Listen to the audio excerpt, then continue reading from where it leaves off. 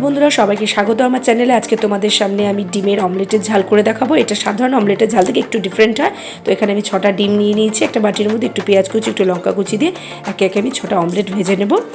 এই দেখো 6টা অমলেট আমার ভাজা হয়ে গেছে। এবার মশলা হিসাবে এখানে 2টো বড় পেঁয়াজের বেরেস্তা করে নিয়েছি এবং 10 কোয়া মতন রসুন, পরিমাণ মতন ঝাল এবং 2টো টমেটো নিয়ে নিয়েছি। এবার এগুলোর আমি একটা মিহি পেস্ট তৈরি করে নেব, ঠিক এরকমভাবে। আর এখানে আমি 3টে আলু লম্বা লম্বা করে স্লাইস করে কেটে নিয়েছি। এবার কড়াই গরম হয়ে গেছে, তেলের মধ্যে আমি 1 চামচ হলুদ দিয়ে আলুগুলোকে ভেজে নেব। আলুগুলো একটু ভাজা হয়ে গেলে এটার মধ্যে পরিমাণ মতন লবণ, হলুদ, চিনি এবং হাফ চামচ ধনে গুঁড়ো এবং হাফ চামচ ভাজা গুঁড়ো দিয়ে এটাকে আর একটু কাশ্মীরি রেড মির্চ দিয়ে এটাকে আমি খুব ভালো করে কষিয়ে নেব। কষানো আমার হয়ে গেলে এটার মধ্যে বাটা মশলাটা দিয়ে দেবো। বাটা মশলাটা দিয়ে আবার খুব ভালো করে কষিয়ে নেব। বাটা মশলাটা কষানো হয়ে গেলে যে এটার তেল ছেড়ে দেবে, তখনই আমি এটার মধ্যে পরিমাণ মতো জল দিয়ে দেবো।